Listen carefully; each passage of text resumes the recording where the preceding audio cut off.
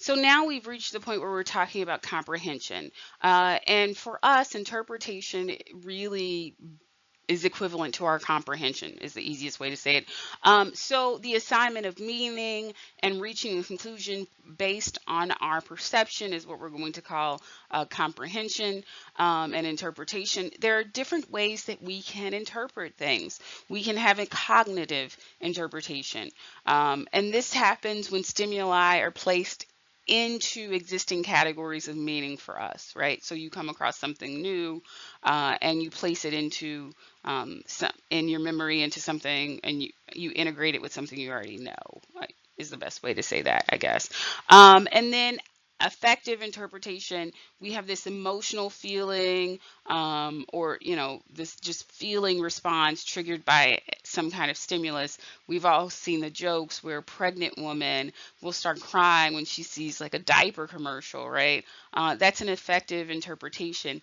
And oftentimes, be quite honest, effective interpretations really do guide us quite a bit, right? So things that make us happy um, can influence and inspire us to buy products or watch television shows, so on and so forth. Um, Significantly more sometimes than cognitive interpretations. We also have consumer inferences. I have a slide on this, but I had to kind of take it out because I'm trying to adhere to the limit set for time here. So inferences are when we use available data and our own ideas to draw conclusions about information that isn't provided. And I'll give you a great example that is kind of funny, or at least I think it's a great example. My perception is that it's a great example. So I don't bleed a lot. So I'm a bit of a scary cat. So I don't take a lot of risk, unlike my cousins and my brother, so on and so forth, who do all kinds of crazy stuff. Complete daredevils growing up. So one thing that is true though is that when I bleed quite a bit, right? Like a lot. And so I remember once going to the doctor and something had happened and I was bleeding and I was like, yeah, I think when I bleed a lot because I don't bleed that often. And the doctor says, that's not how that works. That's not true. And I said, yeah, no, I think it is. I'm going to believe that. So I had this inference, but it made no sense to the doctor. But I still roll with it. Don't ask me why. Do not ask me why. There are some factors that affect our comprehension. So a lot of times it's characteristics of the message receiver as opposed to the message itself. So earlier we talked about things like adding celebrities, so on and so forth, and those are things that you can do to the message that you're sending. These are things that you can that affect the receiver of said message. So our comprehension is obviously going to be affected by our intelligence and our ability. It's going to be affected by our prior knowledge, right? I have no real knowledge about bleeding. And so when I made up this idea that I bleed a lot because I don't bleed that often, I didn't have any prior knowledge. It depends on our involvement. We talked at the very beginning of this lecture that we can have high levels of involvement, which makes us motivated to process information, or low levels of involvement. We could have familiarity or habituation. Sometimes when you see an advertisement or you see some kind of stimuli over and over and over again, it becomes familiar and you have this habituation, so you start to ignore it more, right? This happens all the time. And then, of course, our expectations. I have this ad for Head On. I don't know if you've ever seen these commercials. You should see them. You should look it up on YouTube if you haven't. Anyway, the commercial is very annoying, right? Very annoying. It's annoying enough that you can't really it doesn't become familiar. It doesn't habituate itself. Essentially, the message is so annoying that you can't ever place it in your background of knowledge and just ignore it. You have to pay attention to it. That's how annoying it is. But these commercials, as much as people complained, and people did complain about head-on commercials. There's this article about how head-on commercials first appeared and a broadcast, I think, of 2020, which is a news show, and people who are watching the show called in to complain because the advertisement is so annoying, and yet people still remember this advertisement, and it did create a level of kind of liking for some consumers, right? Some consumers actually started liking the product after being annoyed to death by the commercial. So something to keep in mind. So the ultimate goal from a marketing standpoint is that we want whatever stimuli we're providing for consumers, whether it's price, whether it's ad campaigns, so on and so forth, to be placed in your memory, right? So when we define memory, the persistence of learning over time through the storage and retrieval of information. There's this great episode in The Office where I think it was Dwight, but it might not have been. He was trying to remember the Kit Kat commercial. No, no, no, no. I'm sorry. It wasn't Dwight. It was Andy. Andy is like, give me a break, give me a break, break me off a piece of that. And then he kind of starts coming up with random stuff because he can't remember that it's Kit Kat bar, right? And Jim says, don't tell him the answer. So he walks around all day trying to figure out what the end of this rhyme was. But most of us already knew it because it's stored in our memory because the jingle is so catchy and you've heard it so many times that you just placed it in your memory. When we talk about memory, there are three types of memory that we usually talk about. The first, sensory memory. So if you want to remember anything, it first has to be picked up by your senses.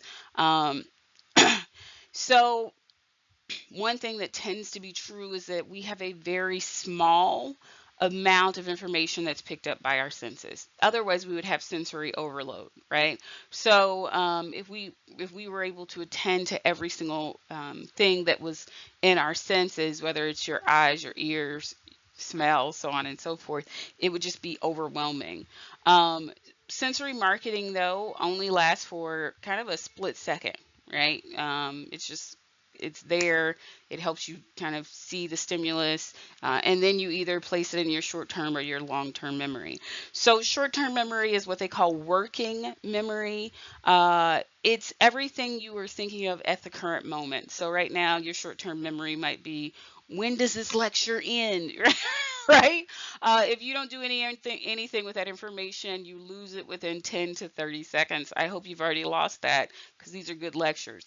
Mnemonics. One way to keep things in your memory are these kind of mnemonics. So symbols, rhymes, associations, and images that assist with the memory process, right? Please excuse my dear Aunt Sally when it comes to math equations. What's really funny is that some people really don't remember this anymore. You see these math questions that stomp parents, and it's because a lot of times people don't remember math equations. Our long-term memory is supposedly limitless, right? We can have memories that decay or fade over time, but we do say that your long-term memory is kind of limitless. Your brain can soak it all up. Um, when we talk about long-term memory, we think about two different types of memory.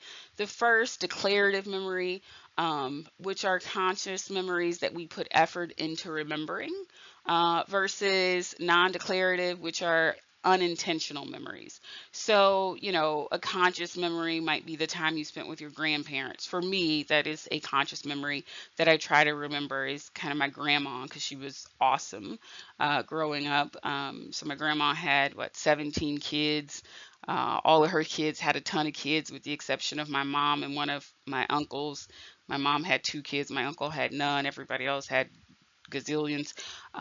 She was a woman that had over, 100 plus grandchildren, and she tried to kind of be in the lives of her grandkids quite a bit.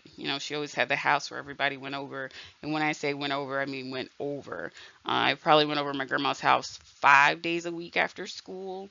And hung out with her. She was clearly older by the time I shouldn't say clearly older. She was 44 when she had my mom. So she was older when I was born. But she was awesome. She was like the quintessential grandmother. And then you have these unintentional memories. So I'll give you an example. I was FaceTiming with my brother the other day. we had an unintentional memory pop up and ended up getting into an argument because because that's what I like to do with my little brother. No, I'm joking. I don't like to do it, but we do it often enough, the arguing. Arr.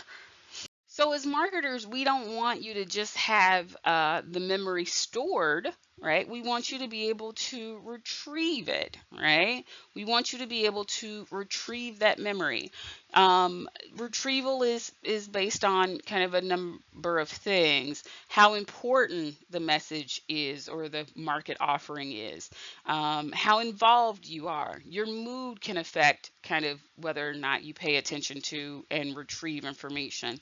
The number of times the stimulus has been repeated can affect whether or not you retrieve that memory. Reinforcement, right? So this is why you want these integrated marketing campaigns, because you want people to not only think about kind of the Kit Kat ad that they saw, you want them to remember, the displays that they saw at the store and how Kit Kats remind them of Halloween in their childhood, so on and so forth. And then last but not least, the amount of imagery contained in the material. So what do you think is more valuable in terms of brand equity for McDonald's, the name or the golden arches? So I would argue it's the golden arches, because people tend to retrieve that as their kind of memory when they think about McDonald's. So the two the M's, the M, I guess I should say, I think is a pretty big deal for McDonald's. So again, we're talking about cognitive biases. So what are cognitive biases? The term cognitive bias is an umbrella term. It refers to systematic ways in which context and framing of information influence a consumer's judgment and decision making. It is systematic, right? It is a systematic error in thinking. It is not random, it's systematic in the sense that it produces judgments that deviate from what would be considered logical or desirable in terms of logic. So these biases influence us to do things that aren't necessarily logical. Or another way to put this, it makes us deviate from the optimal choice. For example, a major cognitive bias is the decoy effect, right? So on the first day of class, I talk about this idea that that economists have noticed that if you ask consumers to buy a online news subscription versus online and print, most consumers will choose the online. However, if you offer online, print, and online and print, consumers will often buy the online and print, even though it costs the same as print by itself, and it makes no logical reason there, or I should say, it makes no logical sense. Consumers will often choose the third option because there's a third option there. That is a cognitive bias. The decoy effect is a cognitive bias. You should know that there are hundreds of cognitive biases, hundreds of them, that routinely limit rational thinking, distort behavior, and derail decisions. So oftentimes we consider ourselves to be pretty rational decision makers, so on and so forth, but that's really just not true, because marketers and other people know that if you frame a decision or frame information or context of information, you can affect or influence consumer outcomes or consumer choice. So we tend to rely on these cognitive biases because they feel comfortable and they help us resolve issues quickly. If you remember, I mentioned the fact that we as consumers are cognitive misers. We do not want to put a huge amount of thought um, into thinking.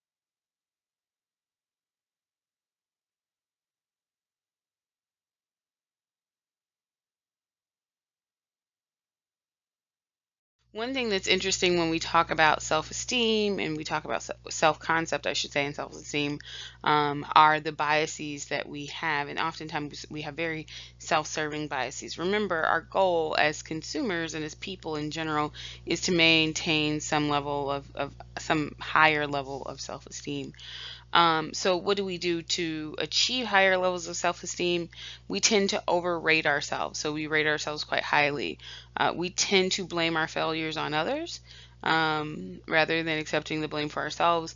But we, at the same time, tend to claim our victories. So even if we won by pure luck or by chance, or if luck or chance played a part of it, we still kind of say, hey, I won. Um, so we do this a lot. Remember, as humans, our goal is to maintain high self-esteem. Most consumers have high levels of self-esteem. People or consumers who are depressed, that this is not the case. They often don't have higher levels of self-esteem, but the average consumer does, and they often do these three things: overrate ourselves, blame our failures, claim our victories. So, other than self-serving biases, I'm only talking about a few. There's one called the Lake Wobegon effect, a natural tendency to overestimate your capabilities and see yourself as better than other people. This is also called the above average effect. And it's based on the kind of name is based on a book called a book that had a town called Lake Wobegon. And in it, there was this really interesting line: all the women are strong, all the men are good looking, and all the children are above average, right? So in this particular town, just like every other town in America, everyone is above average. So think about what that means, right? So if everyone is above average, we can even look at it from a class perspective. If everyone is above average and average is a C, then how do we have an average if everybody's above that? That's not average, right? So there are a lot of examples of the Lake Wobegon effect and the above average effect. Again, just two sides of the same coin. So one, there was a survey of high school students. They asked them if you were above or below average in leadership ability. Only 2% of the students who were surveyed, and I think there were hundreds of students, reported that they were low or below average in leadership quality. That means 98% of those students surveyed said that they were above average when it came to leadership quality. If 98% of students are walking around thinking that they are above average in leadership quality, then what does that mean? But think about what that means in general. So think about it for a second. A second study of convicted prisoners, where they asked the prisoners to rate themselves, turned out very similar. The prisoners tended to rate themselves as more moral, more trustworthy, more honest, so on and so forth, than other prisoners, which, okay, we tend to rate ourselves higher than our group members. That's fairly normal. What's interesting, though, is that prisoners also rated themselves as above average when compared to non-prisoners. Now, I'm not saying, and I don't think the authors of this study were saying, that just because you go to prison doesn't mean you aren't kind or even kinder than the average person in the population. But it's really interesting to think that when you have all of these attributes: generous, compassionate, dependable, so on and so forth, prisoners who we wouldn't necessarily associate with some of these characteristics continue to believe themselves to be better than average. So some people will say that this is a great example of the Lake Wobegon effect. No matter where you are in life, you still tend to consider yourself above average. The beauty of this, the beauty of kind of the Lake Wobegon effect, the above average effect, is that people walk around with higher self-esteem, and we could argue that higher levels of self-esteem help consumers to stay motivated to accomplish their goals, to kind of do the things they're supposed to do, so on and so forth. We could also argue that this is problematic, right? So when people have unrealistically high self-evaluation and they think that they're above average, it leads to some really tricky situations, right? It's hard to give a student a C if they think that they're above average, even if their work is not. It's hard to hire someone who thinks that they're above average on everything, because it may very well be difficult for them to learn. So, yeah, it's kind of interesting. One thing that we could argue or ask, I'm sorry, I should say ask, is why so many people think that they are above average. Research on this has been pretty interesting. They point to the self-esteem movement of the 70s and the 80s, where people thought that high level, like encouraging high levels of self-esteem, would lead to happier children, safer children, more motivated children, and so the self-esteem movement kicked off. But looking back, there are people who've studied this movement and shown that it led to none of those things. So increasing the self-esteem of the average person in the United States or abroad actually kind of hurt how people understand themselves and their sense of self. Kind of interesting stuff. So we can even look at something like the influence of package size. So you can see in this chart that there's a difference in how much consumers use based on the size of the package. If the package is small, consumers often use less detergent than if the package itself is large. Why is that? Why do consumers use more detergent for larger package sizes? Is it because they feel as though they need to? Or is it that a large package size signals to them, excuse me, or acts like a cue that they need to use more detergent? If you're a product manufacturer and you look at this chart, if you're bleach, there's really very little difference. So, you can make a small or a large package of bleach and you're fine. But if you are a manufacturer or the manufacturer of Tide and you look at this chart, you think to yourself, we actually do better um, when consumers purchase a larger package because they consume more, which means they consume faster, which means they go ahead and buy more product. So again, this would be an example of a use situation that frankly provides a lot of information to a product manufacturer and a product marketer. So one of my favorite kinds of bias or type of bias is called the pain of payment. So the pain of payment or pain of paying shows us that some purchases tend to feel painful for the consumer.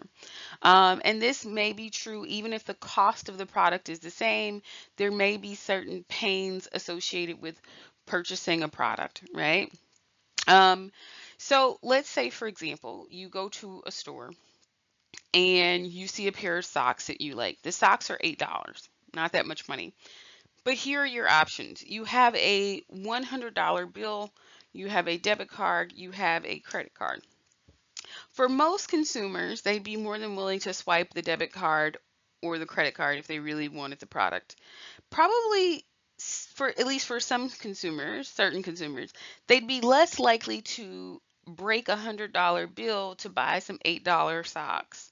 Why is that? If you are willing to buy the socks with a debit card or a credit card, why is it that you're more reluctant to buy the socks if you think about spending your $100 on those socks or breaking your $100 on those socks? Well, the answer to this says something really interesting about purchasing. It says that there are certain things or certain purchases where there may be pain attached to it, even if the price is the same, right? So, purchasing with a debit card, the credit card, and the cash, the price is the exact same, but you only feel pain if you're purchasing with the $100, right? So the price is the same, the utility of the product is the same for each one of these scenarios, the debit card, the credit card, the cash, you're still just buying stocks, right? So the utility of the stocks or usefulness of the stocks stays the same across all three methods of payment.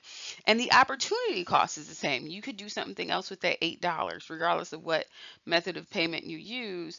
But the pain of payment makes such an impact that it might actually affect whether or not you purchase the stocks, right? Purchase the actual item. Well, research has shown that paying in cash tends to be the most psychologically challenging or psychologically painful for consumers. And they say that it's because when you pay in cash, it makes the purchase more salient, right? So when you are paying with a credit card or paying with a debit card, you just swipe, swipe, swipe, swipe. But if you're paying with cash, then you actually have to pull money out of your wallet. You have to give it to the person. You see the cash leaving your hands. You see yourself getting less money back, your change back. And this tends to feel more painful or more salient to a consumer than just swiping a card. What's really interesting is research that shows that people are more likely to go into a lot more debt when they swipe their cards. Ultimately, some people will say it's because of the pain of payment, right? If you are tied to just using cash, you're going to make fewer purchases. But if you're just swiping, you might spend more money. Eh, something to think about. So there are other examples of the pain of paying. So one example is paid as a separate fee versus money included in the total purchase price. So there is some research that shows that consumers tend to prefer for at least certain items. Let me be clear: for certain items, consumers tend to like to see the total price of a purchase rather than separate fees. Um, so, for example, if you buy a car, you may actually just want to see the cost of the car rather than seeing the specific cost for the windshield wipers, plus the cost for, the knob on the door, plus the cost of, shipping the car to you to the area where dealership where you purchase the car, so on and so forth.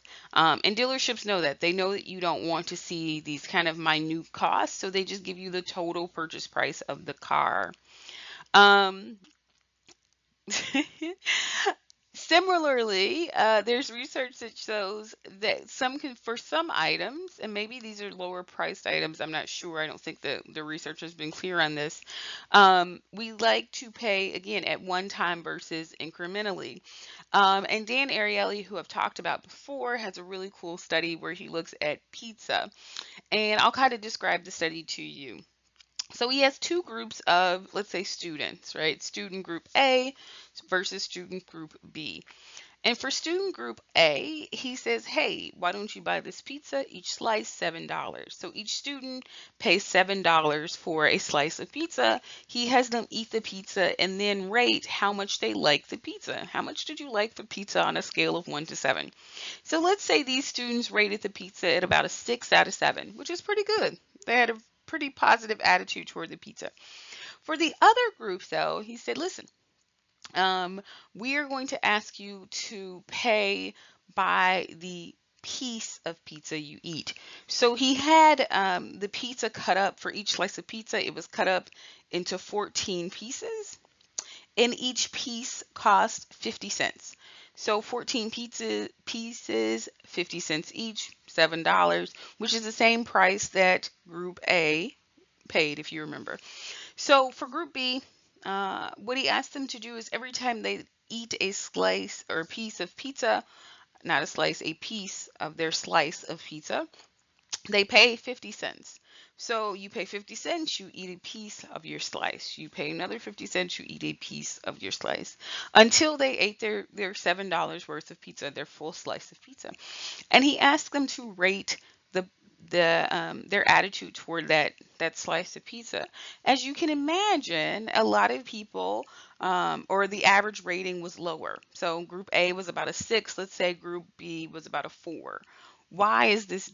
Why is there this difference? Well, the difference is because Group B didn't like paying for every piece of their slice of pizza, right? For them, it made the pizza less enjoyable. Why is that? Why is the pizza less enjoyable if you have to pay per piece, even if the ultimate cost ends up being the same? The end cost ends up being the same.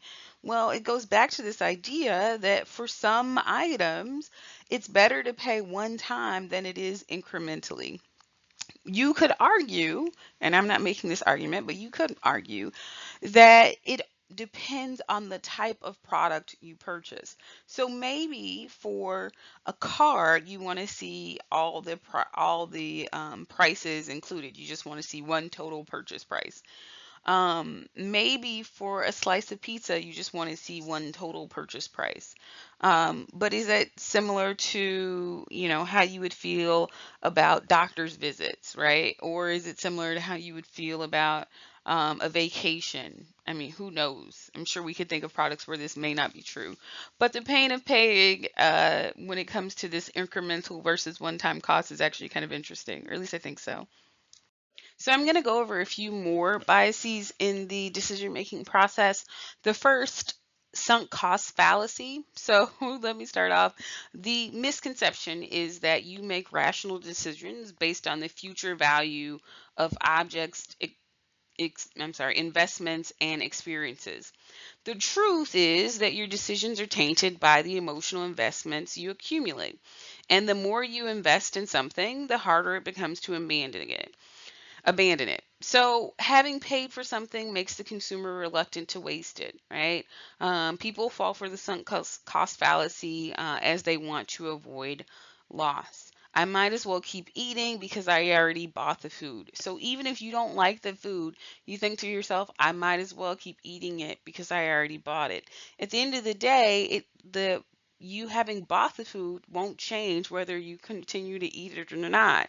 What will change is, whether you continue to enjoy your life or not, right? You keep eating bad food, you might not enjoy it. I might as well keep watching this terrible movie because I've watched an hour of it already. That doesn't even make sense. I should go ahead and commit myself to another hour of a bad movie because I just watched an hour of a bad movie. So in the future, I should continue to make this bad choice just because, you know, I've already committed an hour. I might as well continue dating someone bad for me because I've already invested so much in them. So they're bad for you. That probably is not going to change. You could get out of the relationship now and save yourself the future cost of more bad months with that person. But instead, you say, I might as well just stick with him and guarantee myself that I won't enjoy, my life for the next X number of months until we break up. Again, makes no sense. The way you should make decisions is that you shouldn't consider sunk costs, things you've already paid for, investments that are already made. They should have no real bearing on what you decide to do. Should you continue to date someone who's bad for you because you've dated them for the last 8 months? No. Let's say the relationship lasts another 8 months. The next 8 months will also be terrible. Should you go ahead and ignore the next 8 terrible months because you've already had 8 terrible months with someone? No. The 8 terrible months you've had in the past should have no bearing on whether or not you stay with the person. Um, should you keep watching a terrible movie because you've seen an hour of it? So, another bias in the decision making process is called the endowment effect. So, the endowment effect says that people ascribe more value to things merely because they own them, right? And you can see in the picture on your left, this woman has an umbrella. She thinks the umbrella is worth $45. But the value that people are willing to pay for that umbrella is $5, right? She thinks it's worth 45. Why? Because she owns it. The average consumer, though, only thinks it's worth $5. Why do people do this? Well, they do it because people appreciate the things they already own more than those which they might own. So there's a famous experiment that goes over this, and I'll try to explain it to you. So in the first part of the experiment, scientists gave coffee mugs. The coffee mugs cost around $6 to one half of a group of students and said, hey, these are your gifts. Have at them, right? Then they tell those same students there will be an auction and you can auction off your mugs. So the students go in, they start to auction off their mugs, but it turns out that the people they were trying to auction their mugs to, um, said, hey, the most that we're willing to pay for these mugs is $2.25 to $2.75. So people who don't own the mug are saying we're only going to pay somewhere between 225 and 275 for the mug. However, these students who own the mugs say these mugs should be priced at about $5.25. Why? Because they own the mug. Right? You own the mug, so of course you think it's worth $5.25. But the average consumer who doesn't own the mug, who arguably is more objective, is only willing to pay 225 to 275. The difference in value there is the endowment effect. It's because the person who owns the mug ascribes more value to that mug. This is why things like garage sales tend to be interesting, right? So you go to a garage sale, you see a nice picture you like or something like this, the owner is trying to charge $20 for it. You're willing to pay 75 cents. The reason that there's such a noticeable difference between those two amounts is the endowment effect. Okay. Another bias, mental accounting. So I like mental accounting quite a bit. It's pretty interesting. So accounting is the tendency for people to separate their money into separate accounts based on a variety of subjective criteria, like the source of the money and the intent for each account. So you might, in your head, maybe, I know a lot of you said you don't budget, but you might have a certain amount of money set aside every month for things like clothes, money set aside for food, money set aside for toiletries, all kinds of things, right? So these are your mental accounts, right? But mental accounting often can be a bias, and I'll show you how in this example. So imagine that you have decided to see a movie and have paid the admission price of $10 per ticket. So you've paid $10. You enter the theater and discover that you lost the ticket.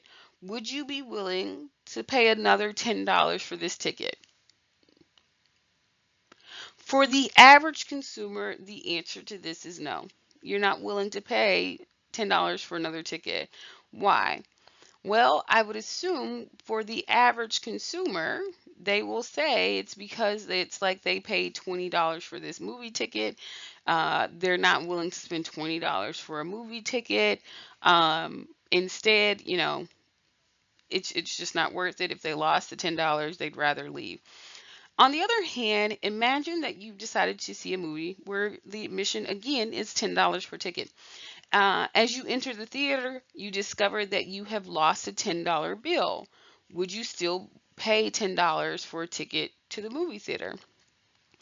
For most people, the answer to this is yes. You would still pay $10 for the movie ticket. But if you think about these scenarios, they aren't really different. In scenario one, you lost a ticket and now you have to buy another ticket, so you're out $20.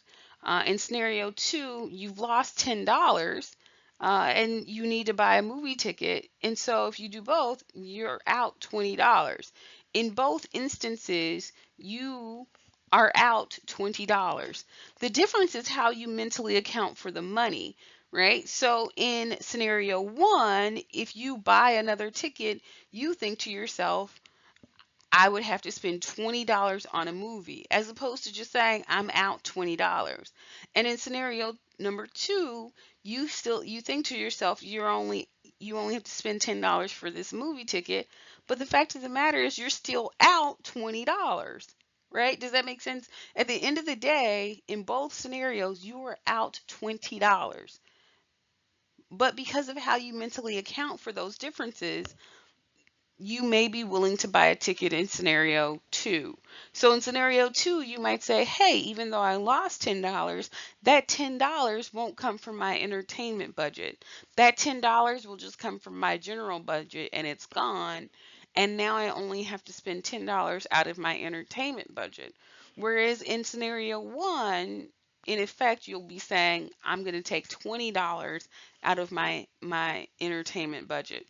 At the end of the day, though, for both of them, you're out $20 from some budget, doesn't matter what budget, right? But for the average consumer, it does matter what budget. It matters or what account because of your mental accounting. So I want to make sure that I emphasize this quite a bit.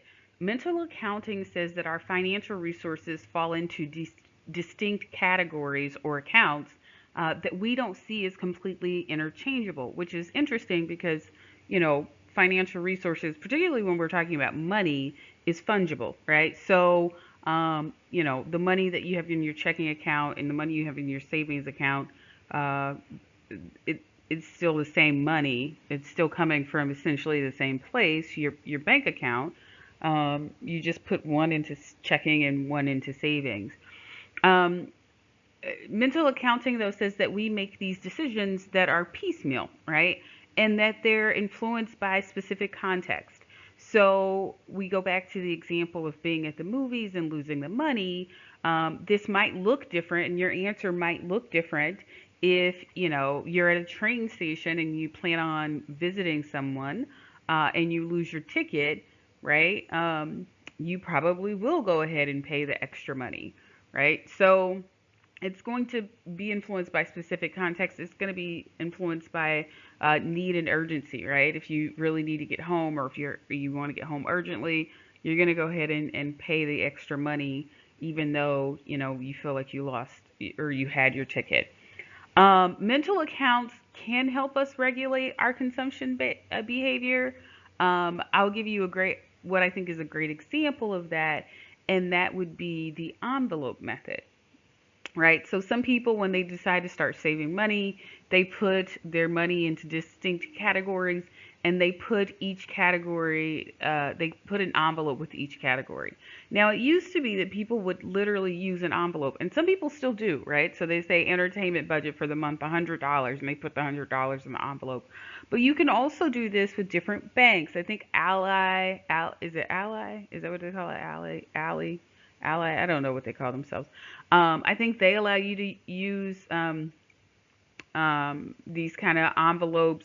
And then I know there are certain apps that will help you put your money into envelopes, right? And what will happen for a lot of people is if they say $100 is their entertainment budget, they're not going to go over that $100, right? Even if they have extra money in their food budget, or if they have extra money in their clothing budget, right? This is the money that I'm going to put for um, entertainment, and that's it, right? That is it. On the other hand, you might have no extra money in those accounts and you just stick to your budget. So for some people, the envelope method works quite a bit, and it will help you kind of regulate your consumption behavior. As I said, though, money is fungible. So the money that you have in one envelope and the money that you have in the other envelope, they're all still your money. They're coming from the same place. And so it's kind of weird how we do that, but it does help us mentally and psychologically regulate our behavior. So again, we create these separate mental accounts for different goals. We might have money for necessities, money for entertainment, and spending money from one account doesn't affect the others, or it shouldn't. This isn't always true, though, right? It is not always true. There are times when, you give yourself a budget, or you're using the envelope method, and you do swipe a little extra money from one account to fund the other, right? So you say, hey, here's my rent, and I'm only going to spend $100 on entertainment, but then your favorite, comedian, or your favorite band or whatever comes into town, and the tickets are $150. Well, you're going to be, moving around and taking money out of one account to make that work. That's not funny, but it's true. Thanks for your time, your attention, and your patience. Bye.